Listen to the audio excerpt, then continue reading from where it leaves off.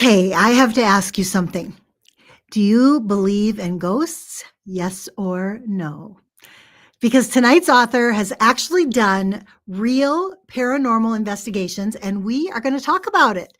So, hi everybody, welcome to another ReaderCrate author interview. If we haven't met yet, my name is Alyssa Granlund, and I'm the founder of ReaderCrate. I'm also an author. I write books under the pen name Lissa Lund, and so I really love all things books and authors and book clubs and that kind of thing. So every month in Reader Crate, we send out a cozy mystery crate filled with wonderful books and kind of fun themed goodies to create the perfect cozy reading experience. And tonight, we're continuing our celebration of our March Reader Crate, which was Grounds for Suspicion. And I am so excited because one of our featured authors is joining us tonight. So if you are watching live, say hello in the comments and let us know where you're tuning in from so I can say hello to you. Okay. Tonight, we are going to be chatting with Beverly Rearick. She is a talented paranormal cozy mystery author. Beverly writes cozy mysteries with a magical twist. And fun fact, she has been fascinated with the paranormal since she was young and has even done paranormal investigations herself. So I did a little snooping on her and I found this out. And she's also known for including a little signature detail in her books. So you almost always will find a bat somewhere in her stories, which I love. Now, she's the author of multiple series, including the Moonflower Mysteries, the Grizzlewells Paranormal Cozy Mysteries. We'll have to ask her if I pronounce that right. And her book, Up in Fangs, which was featured in our March crate. So please help me welcome Beverly. Hi, Beverly. Hello. Welcome. We're so glad to have you here. Thank you for having me. Yeah. So, let's start with something kind of fun. So, I read that you've actually done paranormal investigations, which is so fascinating. My niece is going to just flip her lid when she sees this. So, tell us how you first got involved in that. As you said in the introduction, I've always been interested in the paranormal. I think I can't remember a time when I wasn't. Okay. And I started working at a childcare center, and one of the people that worked there with me was also interested in it and had taken a paranormal investigation class at one of the colleges. It was like a late night thing. And she said, "Come on, you should take this class." So we took the class, and we actually for a while had like a little group going. Um, and our group actually went to New Jersey one year for a conference there, paranormal conference, where we met quite a few people. One of them actually had a long running EVP radio show. And for a while, I actually produced it for him. Oh, wow. So yeah, it was something I loved.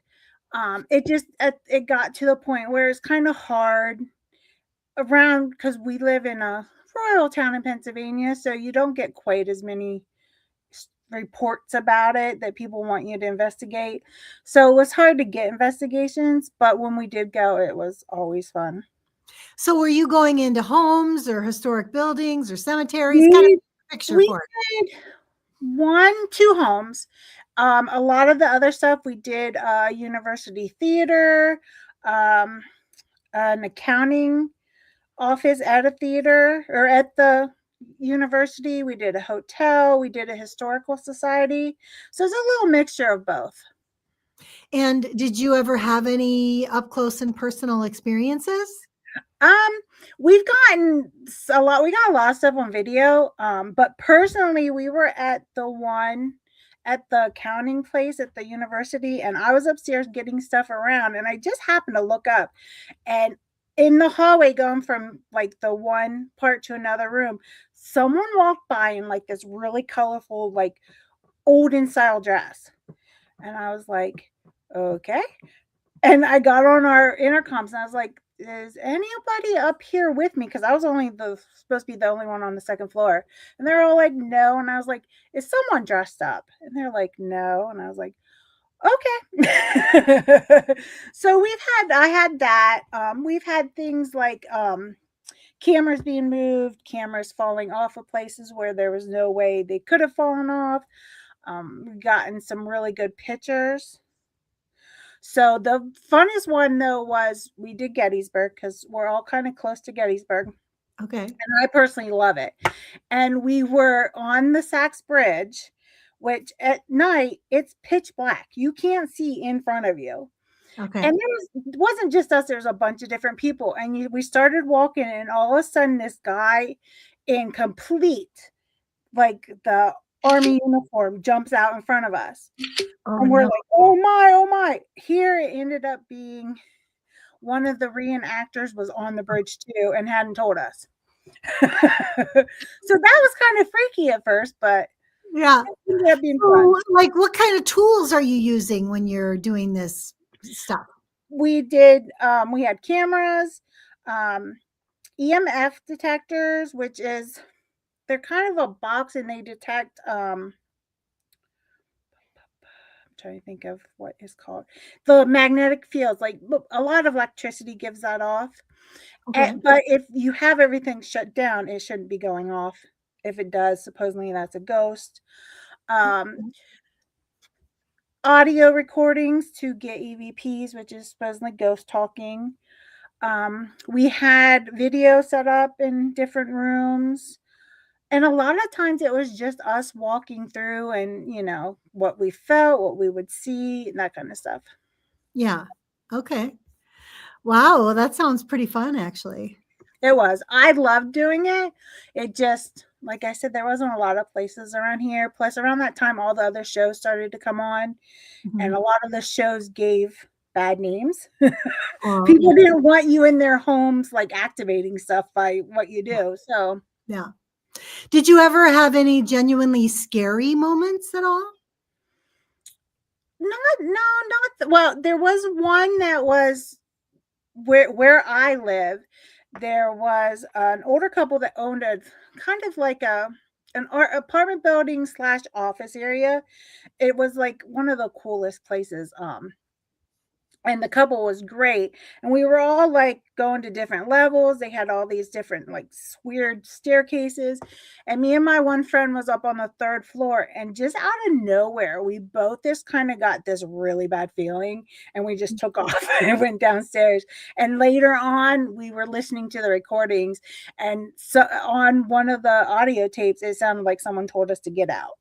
So that wasn't kind of fun. And I was always like, yep, I'm not going back to the third floor. Yeah, right, But exactly. So, have any of your experiences made their way into your books? they haven't made their way into my books, but a lot of um, just the stuff I've read, the stuff I've learned, I kind of put it in the Griselle Wells series, which is the Up and Fangs. That she is kind of a investigator herself, although hers is a little different. She's out searching for magical objects. Mm, But I just kind of think about what I was looking for at times, and that kind of helps a little bit to get you in the mood with her. yeah, that's cool. So, what do your friends and family think about this? Do they think it's fascinating, or do they think it's a little crazy, or what? The paranormal part, Yeah. my husband is fine with it. He's just like me. His family grew up with, the belief and all that stuff. So he, always, encouraged me. So a lot of my family is really religious, so they're not, Oh. like we don't talk about it that much. Yeah. Well, that's super fun. So, well, thank you for sharing all that. If somebody wanted to get into exploring paranormal investigating, what would you tell them? Um, it's been a little since I've been in, so I don't know if they still do it, but look and see if you can find some classes. Okay. Read everything you possibly can. Um, you can watch the shows that's online, but just be careful. because a lot of we were always taught you don't antagonize anything.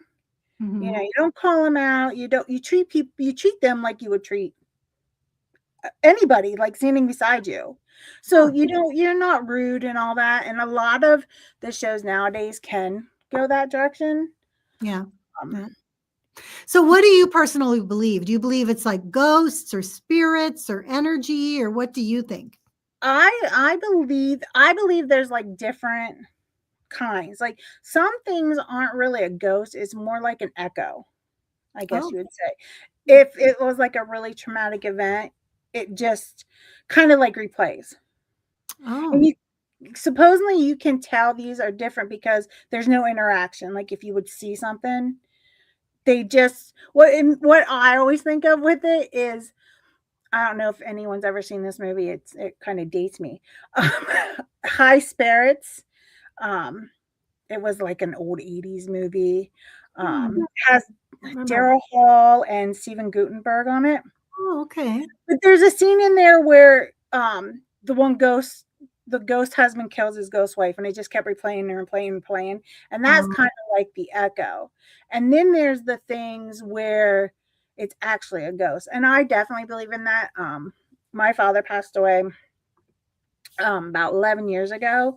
And Mhm. right afterwards, I was getting weird phone calls at noon, which was around the time it happened. Someone would call, and then when I pick up, there'd be no one there. Um, I actually had a dream that night of him coming and telling me things were going to be okay. So that kind of stuff, definitely, I believe. Mhm. And I believe they do. And I believe that people come back and check on you and that kind Mhm. of stuff. That's So, good. I have a lot of belief in it. I mean, we did go to the one conference we went to. There was someone that kind of said Bigfoot came from UFOs. Now that's kind of pushing my belief system a little far, but there's a lot of stuff I believe. Oh, oh, I see. Hmm. Yeah, I guess we don't know. Well, so, all right. So, you listeners, if you're listening, do you believe in ghosts? Have you ever had any paranormal experiences? Would you go on an investigation or absolutely not? Tell us in the comments, and I'll come back to it if anybody's brave enough to share their thoughts. Okay, so I love that you kind of have had these real life experiences, and you're able to use it to help kind of build your character a little bit, which is really fun. So let's talk about your writing. Okay, so tell us a little bit about what, first of all, tell us where you live. I live in Mifflinburg, Pennsylvania, which is a little royal town between Williamsport, which is where the Little League happens every year, the Little League World Series, and that and State College, which is where Penn State is. So we're like halfway in between the two places. Okay. Okay. And then so tell us a little bit about what your, so you're in a small town, Mhm. kind of smaller Yeah. town, would you say? Okay. Oh yeah. All right. So all right. So tell us a little bit about what a day in the life looks like for you for your writing. Are you a full-time writer or do you have another I job? Or I am full time. okay. During COVID, I had been working, but then that place closed down, and my husband's like, you know what? Try this, do this now, and then let's see what happens. Good, good. And it's been going well, hasn't it? Pretty good, yeah. Good. So tell us a little bit about your typical day in the day in the life. I actually have this a different day than most people because I have fibromyalgia and vestibular migraines. So, depending on what I do and when I do it, I can be down and out for days. I could be like just getting up, walking, and suddenly go dizzy. So, I have to kind of go with the energy flow, Yeah. is kind of how I always say it. So, my husband is a truck driver. So, the days he's away, I usually start my day at 8 o'clock and my writing day ends at 9, but at night, but in between there, like I'll take a break to do this, I'll take a break to do that. Excuse my Oh, cat. hello. Hello. Who was that? That is our one cat, Squeakers. We call her the princess. And Oh. my desk is, I actually have my desk area in the living room, and they think my desk is like their roadway. Well, So yeah, it's fun. yeah. But yeah, so I mainly like I'll get up and I'll like do social media and work on some marketing stuff throughout the day, like taking breaks here and there. And then it's usually the evening when I am at my best with my creativity. So usually come evening time, that's when I'm working on my manuscripts and outlining and doing all that kind of stuff. Good. Do you know L. Ren Berkey? Mm-mm. Okay, I'm going to connect you guys because she's got some similar health issues as you do. And in fact, I've been she was actually in the crate with you, and she is doing a migraine study right now, where she's going in for 10 days in a row, doing some reprogramming of her brain to try to help with Oh, migraine. She actually has to wear the migraine glasses all the time. And oh, yeah, so but anyway, I'm going to connect you because I think you guys would hit it off, and your writing style is similar. And I think it would be good. So I'm going to yeah, connect you pretty interesting. yeah. So, all right. So you kind of write at night. So that's a little different. Most writers are more early birds, get it done in the morning, right? So you're more at night. Okay. Well, that's cool. So, do you remember the moment when you thought, I'm going to write a book? When did this start? I've always wanted to write. I actually can remember being still in elementary school and like writing writing screenplays. Like the one I wrote was about Bloody Mary. As I said, I've always been interested in paranormal stuff. um I wrote, and like my friend and me put it on, and her dad videotaped it. I hope that got disappeared a long time ago. But and or I would watch a TV show and like kind of put my own twist on it and write it down. So I always was doing that, but I never really thought to myself, "Oh, I want to write a book." It wasn't until I got to high school I joined journalism, and I was just in love with it. Writing stories was just like articles was something I really liked. But then the more I would write them, the more I was like, I like the writing. It's just this isn't what like I want. And I someone had mentioned to me about, because I was always reading books. Like if I went anywhere, I had a book with me, even in high school. Like I'd have my school books and my book was on top. And they were like, as many books as you read, you should be able to write one your own. And I was thinking, you know what, that would be cool. And I would think about it off and on throughout the years. And then I had my son, and I tried a little bit during that time, and it just didn't fit.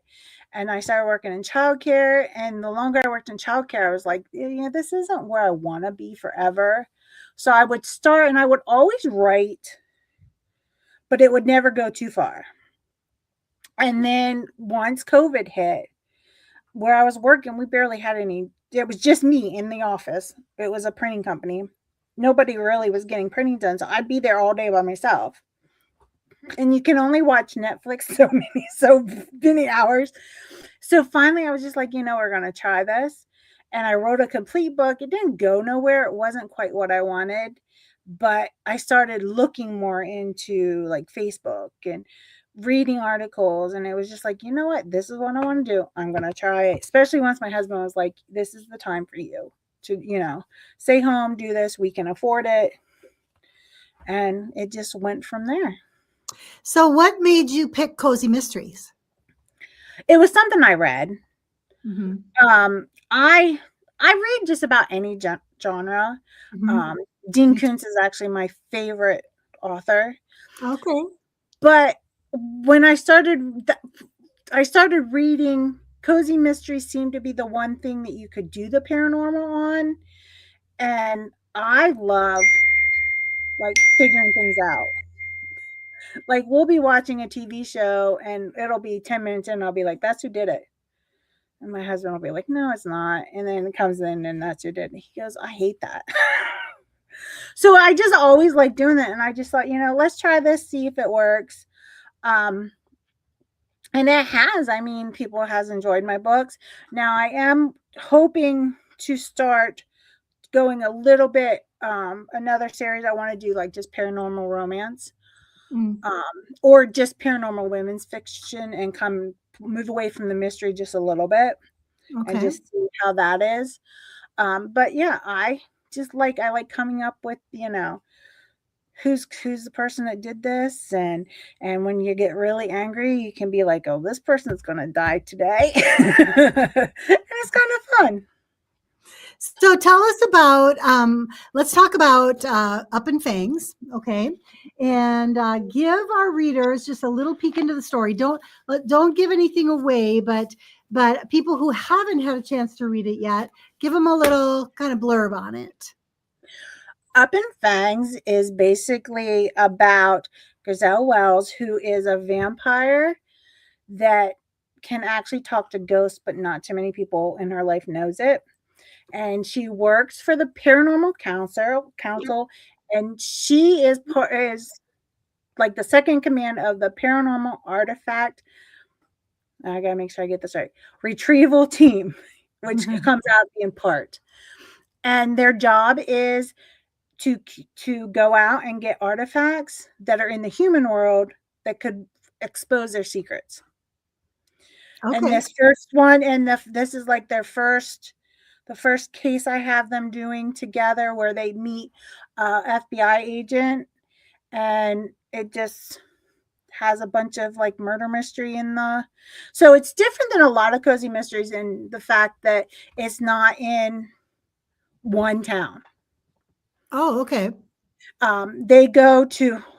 Sorry, my other one. Hello. My clingy boy is coming over. He's my one that likes to sit on my desk when I'm working. Um, he or they go to different towns for every story, while a lot of them stays in the same town. Right, right, right, right. So that's a little bit different with this series, and this is like a spin-off kind of my other series, which is Moonflowers, where that one stays in the same town. But Griselle had showed up there for one of the episode or one of the books, and I just fell in love with her, and I was like, I have to do a series with just her. Yeah, that's great. So how do you've got multiple books and series. So how do you keep your stories fresh and your characters continually evolving? I have like a story arc that I've written out that I kind of know like how many books are supposed to be in the series and what's kind of going to happen. Just mainly about the characters, not so much of the actual mysteries. And Mhm. then when it comes time to like outline the book, I'll sit down and like read the news and see if there's anything that like clicks, or just brainstorm all these ideas. And it just eventually I come up with the like what feels like, oh, this is the perfect mystery to go with what is supposed to happen with the characters and all that kind of stuff. Yeah. Oh, So that's with good. but the character arc is usually like the main thing I figure out ahead of time, so I kind of know where things are headed. That's good. So who's your favorite character that you've written? Griselle is one, and I like Samantha too, which is the main character in the Moonflowers. But I'm actually working on another spinoff from my book that just came out last month, which was a Moonflower book. And there's this character, Dorian Blake, and he is a vampire pretending to be a human, pretending to be a vampire influencer. And he's just so over the top and funny, and I just adore him. And as soon as I started writing about him, I was like, okay, we're going here with him. He has to have his own series because this is going to be so much fun. Oh, I can't wait. That's going to be great. Okay. So, okay. So let's talk about the bats. Okay. So Yes, tell us, I know you love bats and you include them in I your love stories. him. Okay. So how did that start? I don't know. I've just always been interested in bats. Um, my dad was a outdoorsman, So, and he would take me a lot of times, like going hunting, he would take me. Now I would sit and find a place to sit and read a book, but I still would be out there. But I can remember like going like fishing and there being pavilions and looking up and finding the bats in the pavilions. I still do Oh, that. oh, It's just, I don't know. I've just always been fascinated. I think they are so adorable. Um, and it's just something I just love them, and it's so funny because like everyone knows it. um, I have a bat tattoo. It's the only tattoo I actually have, and it's a bat. My desk is full of bat stuff. Like it's just, and when I started writing, and everyone's always like, "You gotta have an animal," and I was like, "Well, it has to be a bat. I can't have anything but a bat in one of my stories." yeah, that's so cute. So what's a memorable moment for everybody that about your bats? Anything that you want to share? Any moment in the books or Um, well, he's the bat in my book is well he's a talking bat, but he actually was a vampire that was cursed by a witch and turned into a bat. okay. So, but he's also very snarky, and anyone who gets sees my like Facebook post will see that I usually have a every Saturday I have a Grover's Corner. That's his name, Grover, and he usually gives like rumors that's going around or the local gossip. So I just love trying to think of what the next thing Grover's gonna find, and Oh, he just that's really clever. That's yeah, really clever. because he's all over. Like he's always flying around and all that. But he does. I do like him and Samantha have this thing that he's always trying to eat the regular food, and she's always yelling at him because you're a bat. You don't eat all this stuff. So it's funny. I love writing his character. It's good. He always has the snark to him. So are you a plotter or a pantser? Plotter. Plotter. I'm a Yeah. big time plotter. I pretty much have the whole story written out in like paragraph form Okay. with like no dialogue or anything, or sometimes there's just snippets of dialogue. But I Okay. pretty much have everything written out, and then that's what I go through to work on my chapters. And if I don't, I go off on and even with the strict outline, I'll go out and off on tangents because they pull me. They're like, no, no, no, we're going this way. Yeah. So that has happened. I've had to change. I had to change a whole arc for my Moonflower one because at the end of the one book, the boyfriend gets sucked into the underworld. And I'm like, oh, now what am I going to do? He's supposed to be in the next book. So I actually ended up writing a book where they go into the underworld, which is Grizel and Samantha together go into the underworld to get him back. So sometimes they just pull me in a direction I never planned to go. Was that a full book or was that a short kind of in No, between that book? was the underworld one was actually ended up being a full book. Okay. Wow. Wow. So one Yep, got added. That's great. yep. So when you're writing, when you're plotting things out, does the mystery come first or the paranormal elements or how does that work? The paranormal elements are kind of already ingrained.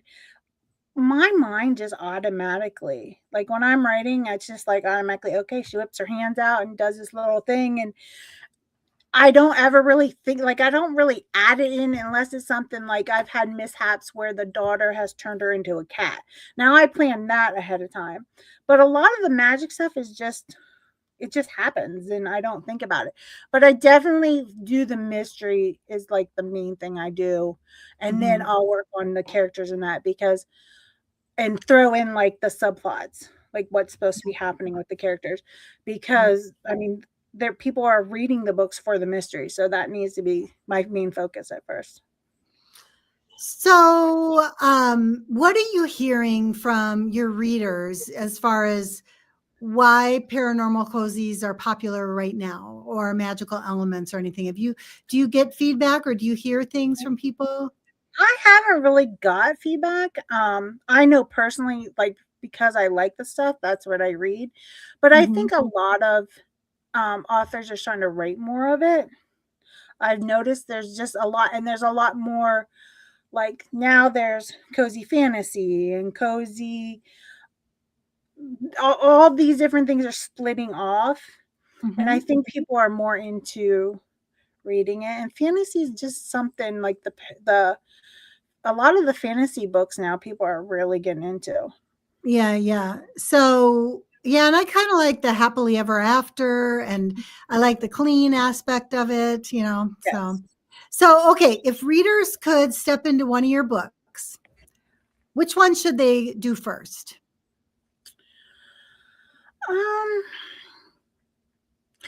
I'd say start with Moonflower, but I think either of the first ones, either Moonflower or the Up and Fangs, would definitely be the thing, because even though Grizel is in the Moonflower series, um, it's not like such a big thing that you have to read the Moonflower series before you get here. I mean, Okay. she does mention Samantha in the thing, but when she mentions her, there's always like she's a friend from Moonflower and all that. So Yeah. either of the first ones, I would Just the say. first in series in either one. Okay. Yes, So, what are you working on right now? I am finishing up the third book in the Grizel series. And I'm starting to toy with the new spinoff with the Dorian and that, but that's going to come a little bit farther down. But I thought let's get a little ahead of it, and then starting next month, I plan the next Moonflower book and start writing. So, I when do you switched think you'll back. release? I'm sorry. When do you think you'll release the third one here? The third one comes out in May, the end of May. So, how many books do you write a year? I try to do 3. Okay. That's like I guarantee myself I have to do 2, but I try to do 3. It just all depends on health issues and how, Yeah. that's one thing I've learned. When I first started, I was like, have to do 4 a year, and and it was like, no, you can't push yourself. That's Mhm. the good thing about this career, is that you can kind of you have a little more flexibility than you Yeah. do with a lot of other stuff. So it Right. works perfect You're for me. working for yourself. Yeah. Yeah. So, well, all right. So, if readers want to connect with you, where should they go? I have a website, beverlyrearickauthor.com. Okay. I'm also on Facebook. I'm on Instagram. I'm on TikTok, and I am on Pinterest. Okay. So, I'm going to put your website in the comments here. Beverly Rearick, ReArick, author.com. .com. Yep, and that Beverly. has all my links in there that you can come and visit me on any social platform. Okay, so I stuck that in the comments. And so if they go over there, can they also get on any kind of an email list with you or anything like Yep. that? Do you do that? Right at the bottom, there's a sign up for the email list, and I send out at least once a month. If something special is happening, like a special sale or the release of new book, it might be a couple times a month, but I'm not a every week thing. It's more Okay. once a month, just to, Okay. just to keep everyone updated. And I try to always, have some fun things in there and that Mhm. kind of stuff in my newsletter. Awesome. Okay, good. So, well, you guys, if you are interested in knowing more about Beverly, go to her website, check it out. And, tonight is really just a perfect example of why I created Reader Crate, because I love introducing wonderful authors like you, Beverly, and helping people discover new books that they might not have found otherwise. So, that's what we do every month inside Reader Crate. So, our April crate is coming up. It's called Petals and Peril, where everything is blooming, including the body count. And so we've included some really special items in this one, including a piece of artwork that I fell in love with that supports a really meaningful cause. A gal, an autistic gal made it. It's so beautiful. And I was able to get a bunch of them. So they're going to be in the crate. And so if you readers, if that sounds like something you would enjoy and you're not a member yet of ReaderCrate, you can check us out at readercrate.com because we'd love to have you join us. So Beverly, thank you so much for being here tonight. This was really fun. It was fun to hear your journey. Yeah, and thanks for everybody else who joined us live. And if you're watching not live, thanks for watching because we love having these conversations out there. This is going to be on YouTube too, so I'll get you the link, Beverly, on that. But yeah, so happy sleuthing, everybody. Enjoy reading some new books and check out Beverly's other series. So thanks so much. Bye, everybody.